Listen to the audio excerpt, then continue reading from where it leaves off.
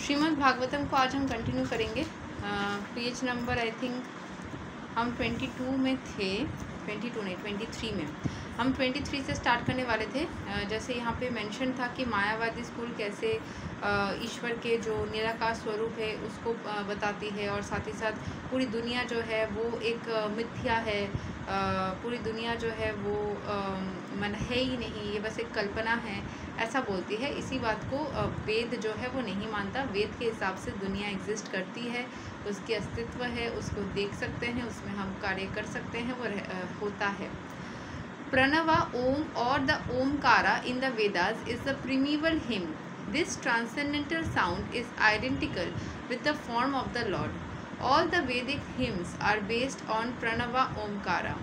Tat Tvam Asi is but a side word in the Vedic literatures, and therefore this word cannot be primeval hymn of the Vedas. Sripada Shankaracharya has given more stress on the side word Tat Tvam Asi than on the primeval principal Omkara. तो प्रणव जो प्राण शक्ति का जो स्वर है ओम, जो source energy का शक्ति है ओम, जो वेद में मेंशन है उसको प्रीमिवल हिम बोला गया कि ओमकार ही है जो सबसे पहले दुनिया में आया था। ये जो ट्रांसलेटर साउंड है ये आइडेंटिकल है with the form of the lord. All the Vedic hymns are based on Pranava Omkar. जितने भी वैदिक मंत्र है या जितने भी सॉन्ग्स है ये ओमकार से ही बनी हुई है। त्वत् त्वम असि is a side word in the Vedic literatures. वैदिक लिटरेचर में तत् त्वम असि बोल करके एक साइड वर्ड है, and therefore this word can not be the primeval hymn. ये एक साइड वर्ड होने के कारण ये प्रीमिवल हिम नहीं हो सकता। और जो श्रीपद शंकराचार्य है उन्होंने ये साइड वर्ड को ही ज़्यादा महत्व दिया है और ओमकार या ओम साउंड को महत्व नहीं दिया है। The Lord thus spoke on the Vedanta Sutra and defied all the propaganda of the Mayavadi school. उन्होंने सब जो propaganda explanation जो भी है उन सबको गलत बताया। The Bhattacharya tried to defend himself and his Mayavada school by jugglery of logic and grammar, but the Lord defeated him by his forceful arguments. मतलब यहाँ पे चैतन्य महाप्रभु का बात वापस से आ गया। बीच में बहुत ज़्यादा वेद इत्यादि के बारे में इसीलिए उठ करके आया था क्योंकि चैतन्य महाप्रभु और ये भट्टाचार्य जो पंडित थे वो दोनों बैठ करके वेद के बारे में भी चर्चा करने के लिए और ये सीखने के लिए बैठे थे। तो भट्टाचार्य जो है वो डिफेंड कर रहे थे मायावादी स्कूल के सारे तत्वों को, लेकिन चैतन्य महाप्रभु ने उनको अपने आर्ग्यूमेंट्स से हराया। He affirm that we are all related with the personality of godhead eternally and that devotional service is our eternal function in exchange of the dealings of our relations. The result of such exchange is to maintain prema और love of god. When love of godhead is attained, love for all other beings automatically follows because the Lord is the sum total of all the living beings. जब हमें भगवान का प्रेम मिल जाता है तो हमें सभी का प्रेम मिल जाता है क्योंकि भगवान सब में निहित है, सब एवरीबडी इक्वल्स टू गॉड। तो जब हमें भगवान का प्रेम मिल जाता है मतलब सभी का प्रेम मिल जाता है।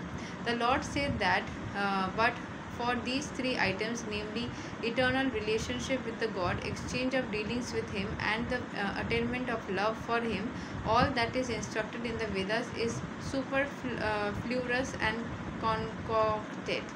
ठीक है, तो चैतन्य महाप्रभु ने बताया नेमली said that but for these three items, namely eternal relationship with God, exchange of dealings with Him, and attainment of love for Him, all that is instructed in the Vedas. कैसे हमें भगवान का प्रेम मिलेगा, उनके साथ कैसे हमें रिलेशनशिप रखना चाहिए, कैसे उनके साथ चीज़ों को डील करना चाहिए। The Lord further added that the Mayavada philosophy taught by Sripada Shankaracharya is an imaginary explanation of the Vedas, but it has to be taught by him, Shankaracharya, because he has ordered to teach it by the personality of Godhead. In the Padma Purana, it is stated that the personality of Godhead ordered his lordship Shiva to deviate the human race from him, the personality of Godhead. तो यहाँ पे मायावादा philosophy जो श्रीपद शंकराचार्य ने explain किया, एक imaginary explanation किया वेद का, but it had to be taught by him Shankaracharya because उन्होंने ये इमेजिनरी एक्सप्लेनेशन इसीलिए दिया था because he was order to teach it by the personality of God, because परमेश्वर ने यही चीज़ उनको सिखाने के लिए बोला था, एक वेद का imaginary explanation. In the Padma Purana में ये बोला गया है कि परम श्री कृष्ण भगवान ने शिव जी को बताया था कि लोगों को उनसे डिस्ट्रैक्ट कर दिया जाए। हाँ, मैं समझ गई। इस्लामिक जो लोग होते हैं, जो ईश्वर मतलब अलग रिलीजन से हैं, वहाँ पे मक्का में शिव जी का ही स्वरूप है, तो शिव जी को ये दायित्व दिया गया था। अच्छा, देखते ही सच है कि झूठ है। The percent of Godhead was to be so covered so that people would be encourage to generate more and more population. This lordship Shiva said to Devi, in the Kali Yuga, I shall preach the Mayavada philosophy, which is nothing but clouded Buddhism in the garb of Brahmana. अच्छा, शिव जी ने ऐसा बोला? ये पता नहीं चल रहा है कि सच है कि झूठ है, तो बहुत गलत लग रहा है सुन के मुझे। But percentage of godhead जो है, उन्होंने उनको ढक देना था, बस so covered so that people would be encourage. उनको कवर इसीलिए किया गया था ताकि लोग पॉपुलेशन की वृद्धि करें, इंटीमेट और पॉपुलेशन की वृद्धि करें। लॉर्ड शिव मतलब जो शिव जी देवी माँ को बोले थे, कलयुग में मैं मायावादा फिलोसफी को ही आगे लेकर जाऊंगा, जो कि बुद्धिज्म को ही थोड़ा क्लाउडेड फॉर्म में है, इन द गार्ब ऑफ ब्रह्मणा के रूप में मैं मायावादा फिलोसफी को ही ये करूँगा, प्रमोट करूँगा। After hearing all this speeches of Lord Shri Chaitanya Mahaprabhu, the Bhattacharya was struck with wonder and awe and regarded him in dead silence. अच्छा, ये सब किसने बोला?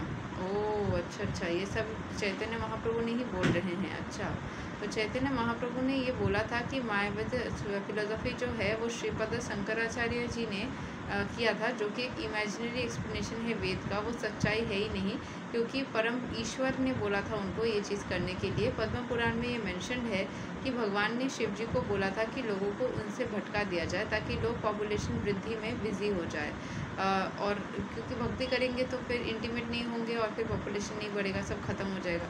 तो इसीलिए पॉपुलेशन बढ़ाने के काम को जारी रखने के लिए लोगों को उनसे भटका दिया गया था। और फिर शिव जी ने देवी माँ को बोला था, कलयुग में मैं मायावाद फिलोसफी जो है उसी को प्रमोट करूँगा या प्रीच करूँगा, ताकि जो कि बुद्धिज़्म का एक क्लाउडेड फॉर्म है, प्योर बुद्धिज़्म नहीं है, ब्रह्मणा के इन द गार्ब ऑफ ब्रह्मणा के जगह पे या फिर रूप में या उसी जगह पे। एक सेकेंड चेक कर लेती हूँ।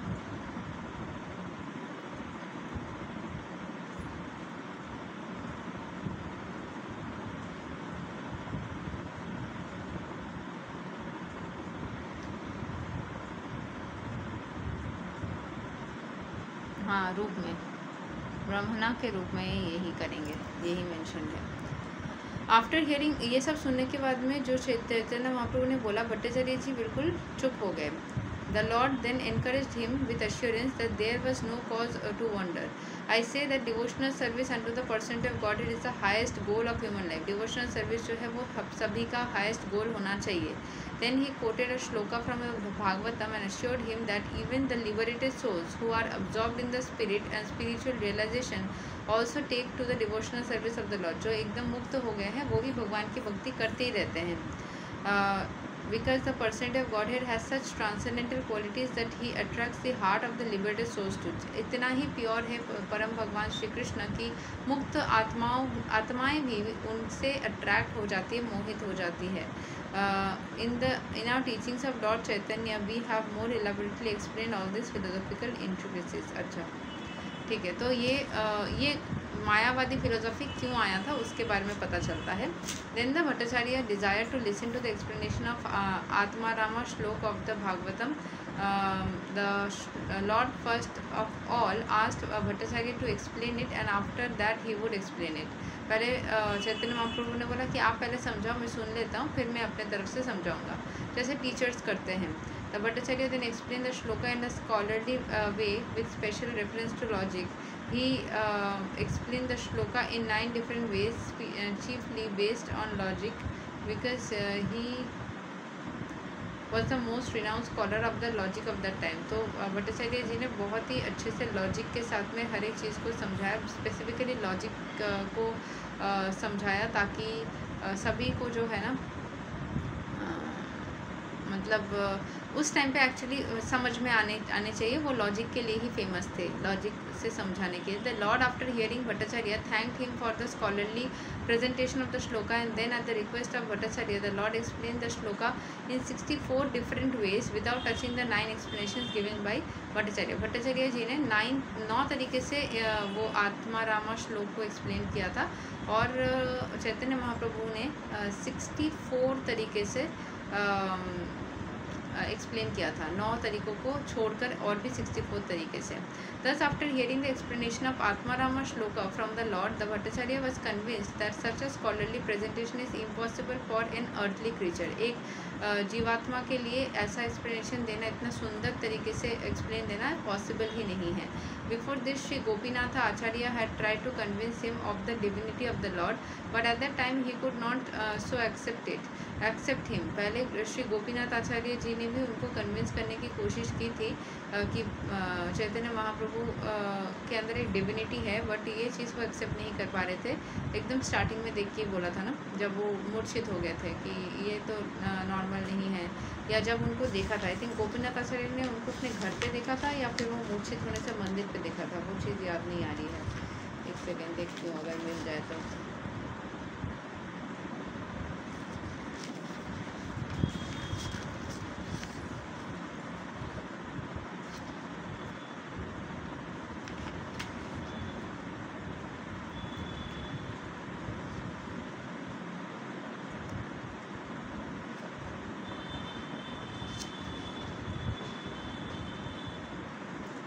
The Lord visited many important places to the Puri. He visited the temple at, अच्छा गोपीनाथ जी तो एक टेम्पल का नाम यहाँ पे है,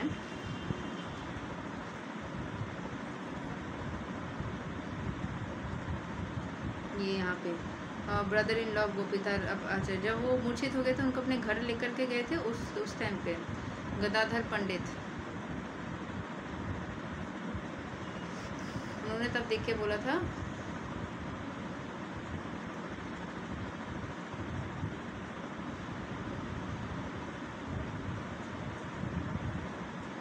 but by chance one of these pilgrims had met Gopinath Acharya, who was also known as Gadadhar Pandit, and from him it was learned that Lord was lying in an unconscious state.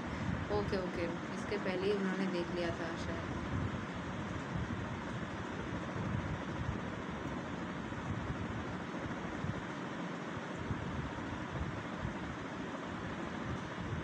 yes, यहाँ पे बोला गोपीनाथ आचार्य who knew the Lord before now tried to establish the Lord as a personality of Godhead, उन्होंने बोला था वो घर पे ही जब देखा था ना उस टाइम पे। अच्छा जो भी है, तो फिर यहाँ पे जो है इनको अभी समझ में आया, ठीक है, कि गोपीनाथ जी ने पहले भी बोला था, अभी उनको एक्सेप्ट हो गया। But the Bhattacharya was astounded by the lord's exposition of the Vedanta sutra and explanations of atmarama shloka, and thus he began to think that he had committed a great offense at the lotus feet of the Lord by not recognizing him to be Krishna himself. He then surrendered up unto him, repenting for his past dealings with him, and the Lord was kind enough to accept the Bhattacharya. Out of his causeless mercy, the Lord manifested before him as a 4-handed Narayana and then again 2-handed Krishna with a flute in his hand.